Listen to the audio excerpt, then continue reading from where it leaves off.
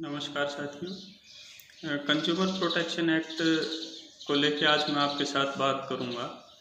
और जो पिछले जो वीडियो थे उनमें हमने 2019 के कंज्यूमर प्रोटेक्शन एक्ट को और 1986 के 1986 के कंज्यूमर प्रोटेक्शन एक्ट को उपभोक्ता संरक्षण अधिनियम को लेकर बातचीत की थी।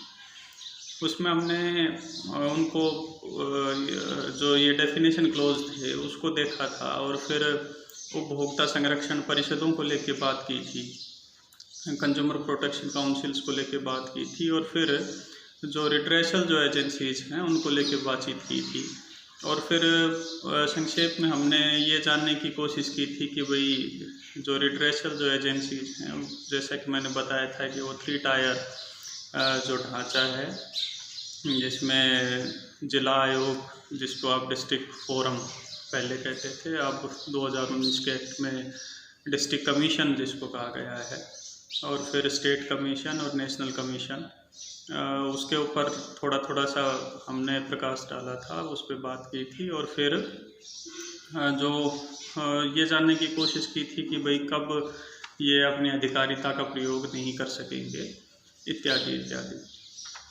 तो आज मैं आपके साथ बात करूँगा कि जो कंज्यूमर डिस्प्यूट रिड्रेसल एजेंसीज हैं, उन एजेंसीज का जो प्रारंभिक जो स्तर है, यानी कि DCDRC, जिसको नए एक्ट के अंदर कहा गया district consumer dispute redressal commission, district consumer dispute redressal commission, यानी कि DCDRC। और जो पुराना 1986 का एक्ट था उसमें इनको डिस्ट्रिक्ट फोरम कह दिया गया था कि ये जिला फोरम रहेंगे। कुल मिला के नाम बदला गया।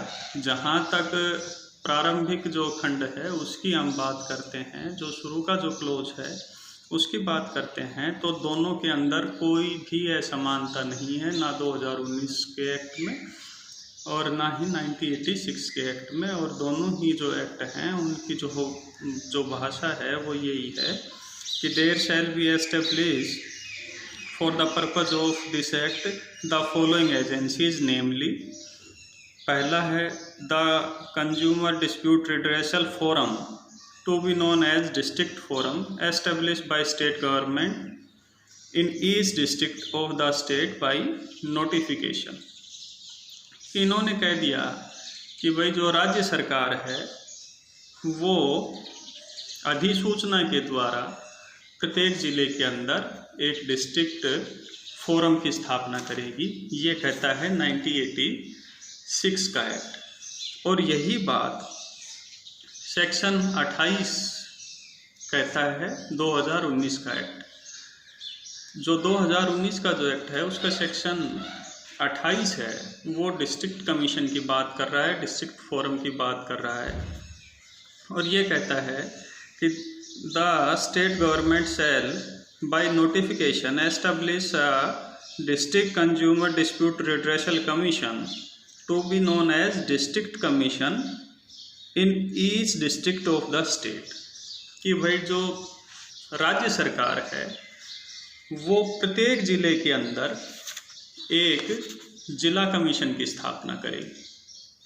कोई अंतर नहीं है, वहाँ पे डिस्ट्रिक्ट फोरम कह दिया, यहाँ पे डिस्ट्रिक्ट कमीशन कह दिया।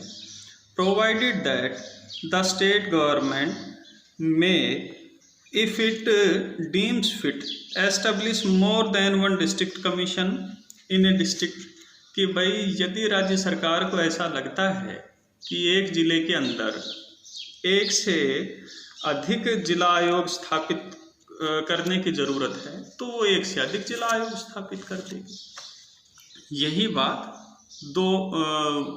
1986 का एक्ट भी कहता है कि राज्य सरकार उपयुक्त समझे तो किसी ज़िले में एक से अधिक जिला फोरम भी स्थापित कर सकती है। सिर्फ नाम का अंतर आया यहाँ पे, 1986 में डिस्ट्रिक्ट फोरम कह दिया, 2019 में इसको डिस्ट्रिक्ट कमीशन कह दिया।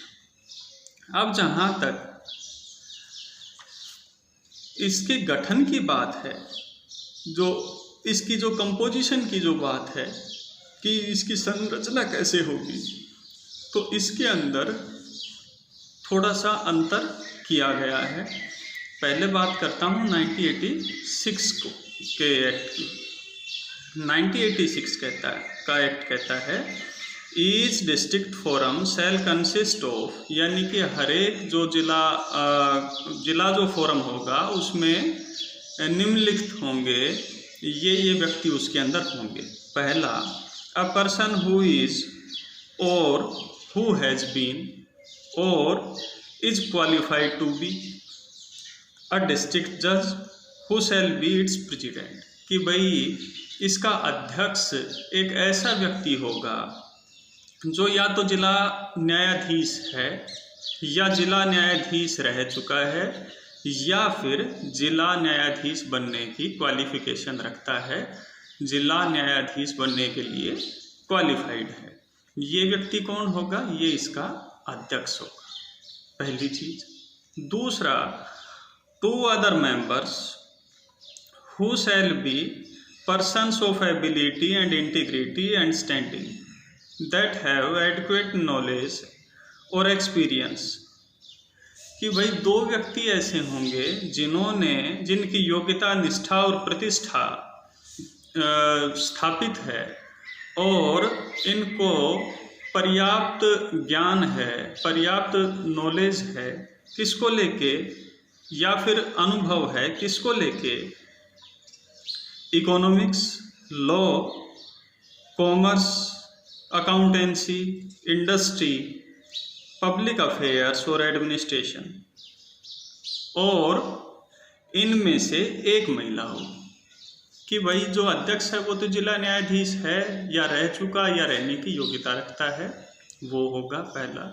दूसरा, 2 और व्यक्ति होंगे जिनके पास नॉलेज है, जिनकी इंटीग्रिटी है, एबिलिटी है और जिन्होंने अपने आप को समाज में स्थापित किया है। किस क्षेत्र में? विधि के क्षेत्र में, अर्थशास्त्र के क्षेत्र में, वाणिज्य के क्षेत्र में या प्रशासनिक क्षेत्र के अंदर, और उनमें से कम एक महिला होगी। ये बात कहता है 1986 का एक्ट। जबकि जो 2019 का जो एक्ट है उसमें सिर्फ क्वालिफिकेशन एटसेट्रा, जो सेक्शन 29 है वो कहता है qualification etcetera of president and members of district commission, कि जिला आयोग के अध्यक्ष और सदस्यों की आहर्ताएं क्या होंगी। तो उसमें लिखा है कि the central government may by notification make rules to provide for qualification, method of recruitment, procedure for appointment, terms of office, resignation and removal of president and members of district commission, कि ये जो आहर्ताएं हैं इनका निर्धारण कौन करेगा? ध्यान रखने योग्य जो बात है वो ये आती है कि इनका निर्धारण करेगा सेंट्रल गवर्नमेंट, केंद्र सरकार अधिसूचना के द्वारा इनका निर्धारण करेगी। 2019 का एक्ट ये प्रावधान करता है। 1986 के एक्ट के अंदर तो कह दिया कि जिला न्यायाधीश हो या फिर जिला न्यायाधीश की योग्यता रखता हो, पहला, और दूसरा 2 व्यक्ति होंगे जिनमें अर्थशास्त्र, विधि, वाणिज्य, प्रशासनिक अनुभव का जिनके पास पर्याप्त नॉलेज होगी या अनुभव होगा, और उनमें से एक महिला होगी। जबकि यहाँ पे ये कहने लग रहा है कि भाई ये जो जिला आयोग के जो अध्यक्ष और सदस्य हैं इनकी जो आहर्ताएं हैं उनका निर्धारण करेगा केंद्र सरकार, पहला। और जहाँ तक डिस्ट्रिक्ट कमीशन का जो फॉर्मेशन है उसकी जो बात है उसमें इसमें भी यही बात कही गई है कि each district commission shall consist of a president or not less than 2 and not more than such members as may be prescribed। किसके द्वारा? सेंट्रल गवर्नमेंट के द्वारा, कि जो केंद्र सरकार के परामर्श से निर्धारित किए जाएंगे। एक अध्यक्ष होगा और 2 सदस्य होंगे, या फिर जो सदस्यों की जो संख्या केंद्र सरकार के द्वारा निर्धारित की जाएगी उतने सदस्य हो जाएंगे। तो जो 86 का जो एक्ट था उसमें तो उसको समझने में तो कहीं कोई वो तो बिल्कुल क्लियर कट है, क्रिस्टल क्लियर है। इसमें ये कह दिया कि ठीक है भाई, एक अध्यक्ष हो जाएगा, 2 सदस्य हो जाएंगे 2019 के एक्ट के अनुसार, एक अध्यक्ष 2 सदस्य, और जो सदस्यों की जो क्वालिफिकेशन है वो किसके द्वारा निर्धारित की जाएगी?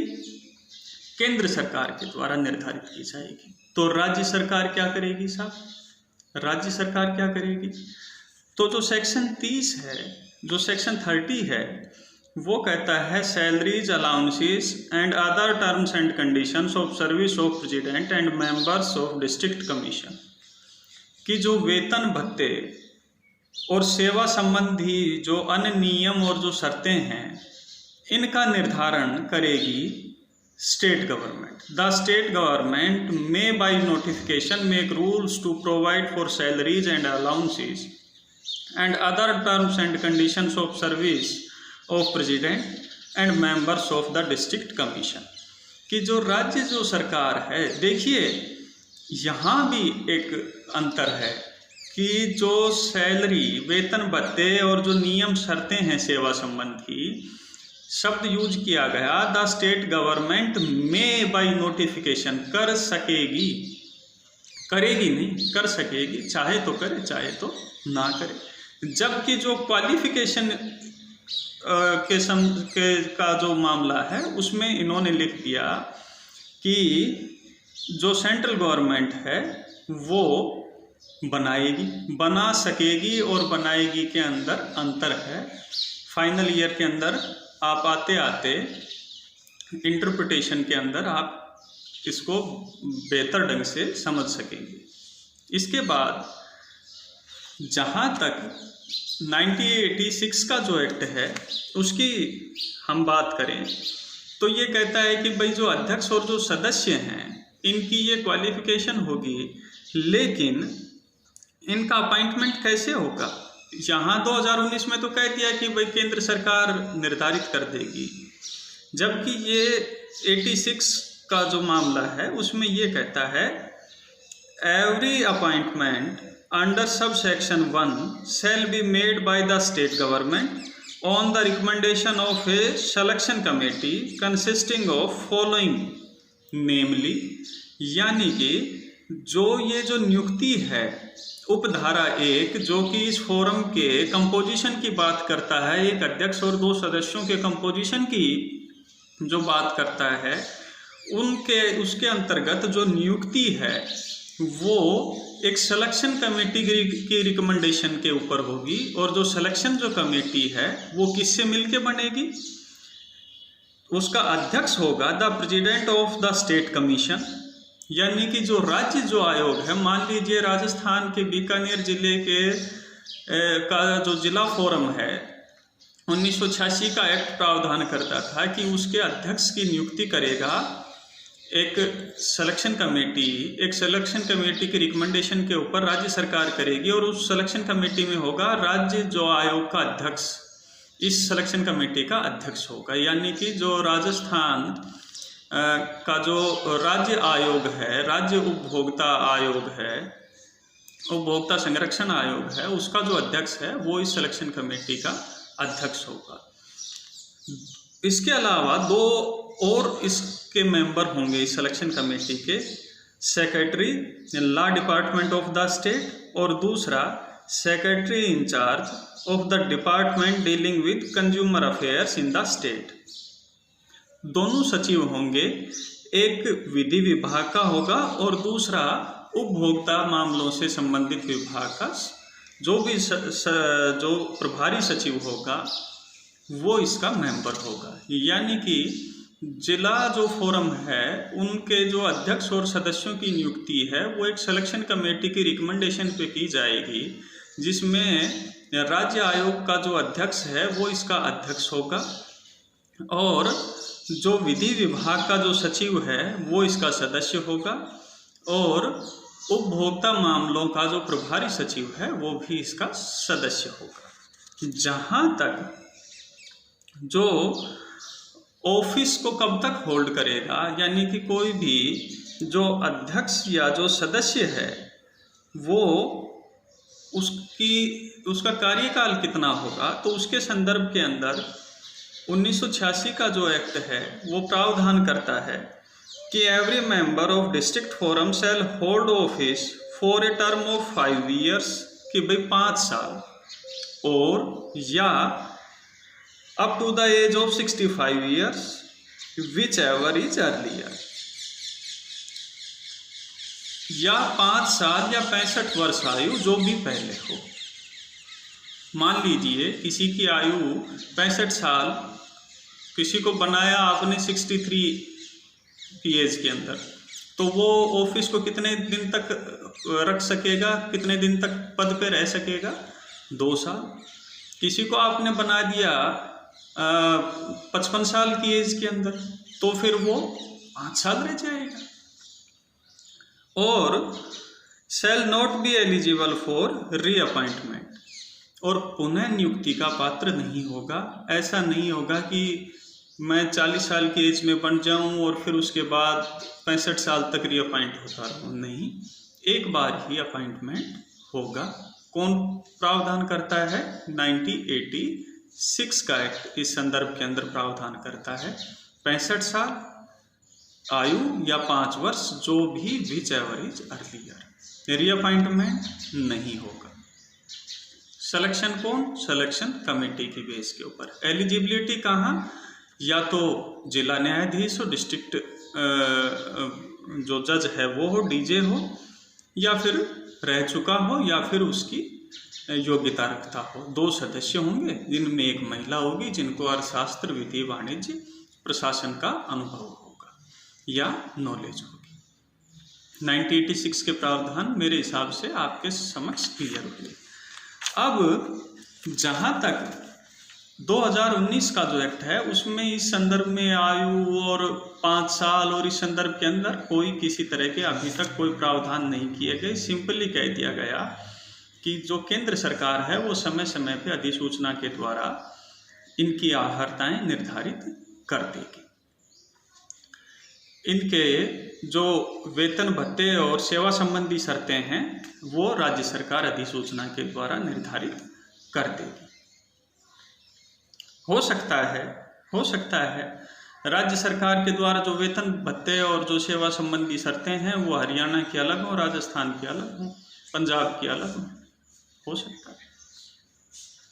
अब जहाँ तक बात आती है ज्यूरिसडिक्शन की कि भाई अधिकारिता कितनी है, अधिकारिता का देखिए जो मामला है वो बिल्कुल वो डिपेंड करता है कि भाई जो आपने वस्तु या सेवा आपने खरीदी उसके पिक्यूनरी यानी कि धन संबंधी अधिकारिता के ऊपर और स्थानीय अधिकारी लोकल लिमिट्स के ऊपर। जहाँ तक 1986 का एक्ट था उसमें जो धन के संबंध के अंदर जो अधिकारिता थी वो शुरुआत के अंदर 5 लाख थी, फिर उसके बाद उसको चेंज करते करते 10, 15, 20 और 50 तक पहुंची। इस तरह से यदा कदा वो चेंज होती रही।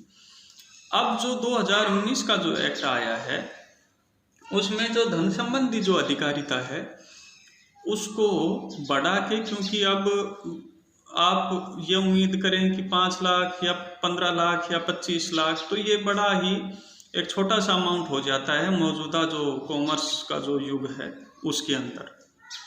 तो जो अधिकारिता है उसको कर दिया गया 1 करोड़ रुपए। 1 करोड़ रुपए तक के जो मामले हैं वो चले जाएंगे DCDRC के पास, यानी कि district consumer dispute redressal commission के पास। अब 1 करोड़ से जो ज़्यादा के जो मामले हैं 1 से 10 करोड़ तक के वो चले जाएंगे राज्य आयोग के पास, और 10 करोड़ से ज़्यादा के चले जाएंगे राष्ट्रीय आयोग के पास। अब मैं बात करता हूँ जिला आयोग के ज्यूरिसडिक्शन की बात। तो इसके अंदर इन्होंने कह दिया कि subject to the other provisions of this act the district commission shall have jurisdiction to entertain complaints where the value of goods or service paid as consideration does not exceed 1 crore rupees। कि भाई जहाँ पे सेवा या वस्तु का जो मूल्य जो दिया गया है वो 1 करोड़ रुपए से अधिक नहीं है तो कहाँ, डिस्ट्रिक्ट जो कमीशन है, जिला जो आयोग है, वहाँ पे आप अपनी जो शिकायत है वो दर्ज करवाई। इसके बाद जहाँ तक अच्छा, फिर इसमें ये कह दिया है कि provided that where the central government deems it necessary to do so it may prescribe such other value as it deems fit, कि भाई इस संदर्भ के अंदर जो केंद्र जो सरकार है वो कोई दूसरी वैल्यू भी डिसाइड कर सकती है जो कि उसकी नज़र के अंदर युक्त है। तो फिलहाल तो ऐसा कुछ आया नहीं। तो जो वर्तमान जो स्थिति है उसमें DCDRC की जो धन संबंधी अधिकारिता है वो कितनी है, 1 करोड़। अब जहाँ तक स्थानीय जो सीमाएं हैं 1986 के एक्ट में और 2019 के एक्ट के अंदर एक अंतर आया है और वो मैं आपको बताता हूँ। देखिए, जहाँ तक कॉमन बात है वो साफ है। A complaint shall be instituted in a district commission within the local limits to whom jurisdiction. पहला, द अपोजिट पार्टी और each of opposite parties where there are more than one at the time of institution of complaint ordinarily resides or carries on business or has a branch office or personally work for gain। कि भाई जहाँ तक स्थानीय जो अधिकारिता हैं वो कहते हैं कि जो परिवाद प्रारंभ करने का जो समय है उस दौरान जो विरोधी पक्षकार है या एक से अधिक विरोधी जो पक्षकार हैं उनमें से कोई एक या तो अपोजिट पार्टी या फिर each of opposite parties where there are more than one at the time of institution of complaint दायर करते समय विरोधी पक्षकार या जो एक से अधिक विरोधी पक्षकारों के स्थिति के अंदर हर एक जो विरोधी पक्षकार है वो या तो सामान्यतः वहाँ पे साधारणतः निवास करता है या कारोबार करता है या फिर व्यक्तिगत रूप से कोई काम करता है अभिलाभ के लिए, गेन के लिए, लाभ के लिए व्यक्तिगत रूप से कोई काम करता है या फिर उसका ब्रांच ऑफिस है। तो लोकल लिमिट्स के अंदर जहाँ पे विरोधी पक्षकार साधारणतः निवास करता है, अपना अभिलाभ के लिए कोई काम करता है या फिर वहाँ पे जहाँ की उसका शाखा कार्यालय है या फिर उसका कारोबार का स्थान है, वहाँ पे किया जा सकता है। दोनों में ये चीज़ कॉमन है, 86 में भी और 2019 में भी ये चीज़ कॉमन है। दूसरा, any of the opposite party where there are more than one at the time of institution of complaint actually and voluntarily resides और कैरीज ऑन बिजनेस और हैज ए ब्रांच ऑफिस और personally works for gain provided that in such case the permission of the district commission is given. कि भाई जहाँ पे परिवाद प्रारंभ करने के समय विरोधी पक्षकार या प्रत्येक विरोधी पक्षकार जहां एक से अधिक हैं वास्तव में और स्वैच्छिक रूप से निवास करते हैं, कारोबार करते हैं, शाखा कार्यालय है या लाभ के लिए व्यक्तिगत रूप से कार्य करते हैं, इस दशा में कि जिला आयोग ने आपको परमिशन दे दी हो। कुल मिला के बात वहीं की वहीं है कि जहां पे विरोधी पक्षकार निवास करते हो। 86 में भी ये प्रोविजन, 2019 में भी ये प्रोविजन। तीसरा, the cause of action Holi और इन पार्ट अराइजेस, कि जहाँ पे वाद हेतु पूर्णतः या भागतः उद्भूत होता है या पैदा हुआ हो, जहाँ पे काज ऑफ एक्शन पूर्णतः या भागतः उद्भूत हुआ हो। तीनों के तीनों जो प्रोविज़न हैं, चाहे 86 का एक्ट हो चाहे 2019 का एक्ट हो, सेम टू सेम है लोकल लिमिट्स को लेके। 2019 में जो अंतर आया वो महत्वपूर्ण अंतर ये आया कि द कंप्लेनेंट रिसाइड्स और पर्सनली वर्क्स फॉर गेन, कि परिवादी निवास करता है या लाभ के लिए व्यक्तिगत रूप से कार्य करता है। 1986 के अंदर ऐसा कोई भी प्रावधान नहीं था। 1986 के अंदर ये प्रावधान नहीं था कि जहाँ पे परिवादी निवास करता है या लाभ के लिए व्यक्तिगत रूप से कार्य करता है। देखिए, मैं गोवा घूमने गया, वहाँ पे होटल की जो सर्विस थी या जो मेरा जो मैंने टूरिस्ट जो पैकेज लिया था वो बिल्कुल ख़राब था, सर्विस अच्छी नहीं थी। तो मैं केस कहाँ पे जाके करता पहले कि जहाँ पे अपोजिट पार्टी रहती है कि गोवा मैं जाऊँ और उस कंसर्न होटल के खिलाफ मैं केस करूँ अपोजिट पार्टी, या जहाँ पे वाद हेतु यानी कि काज ऑफ एक्शन होली और इन पार्टली अराइज हुआ है कि भाई काज ऑफ एक्शन भी वहीं अराइज हुआ, तो मैं जाके वहाँ पे अपनी सरदर्दी लूँ। कुल मिला के बात थी। अब जो बात आई वो ये आई कि परिवादी यानी कि कंप्लेनेंट रिसाइड्स और पर्सनली वर्क फॉर गेन कि जहाँ पे परिवादी रहता है या फिर साधारण तौर के ऊपर काम करता है। मैं अलवर ज़िले का रहने वाला हूँ, तो या तो मैं अब की दशा में केस कर सकता हूँ जाके अलवर में, चूँकि मैं वहाँ का रहने वाला हूँ, या फिर अब मेरा वर्किंग प्लेस कहाँ है, बीकानेर, तो मैं केस कर सकता हूँ बीकानेर में कि जहाँ पे मैं काम करता हूँ। पहले ये सुविधा नहीं थी, पहले मेरे को जाना पड़ता कहाँ, गोवा। अब मैं उनको बुला सकता हूँ बीकानेर। तो जो स्थिति जो आई उसमें उपभोक्ता का जो अधिकार है उसको ज़्यादा प्रोटेक्ट 2019 में दिया गया कि भाई अब मैं why should I go to Goa, कि भाई मैं आपकी झींगा मछली क्यों खाऊं, आप पधारिए। आप जैसे कि मैं कहता हूँ कि पधारो हमारे देश, कि आप आए बीकानेर, आपका स्वागत रहेगा। कि इसलिए जो 2019 का जो एक्ट था इसने इस लूप होल को कम किया। इसी तरह से जो ज़्यादातर जो ऑफिसेज जो कॉरपोरेट ऑफिसेज हैं वो कहाँ हैं, बॉम्बे।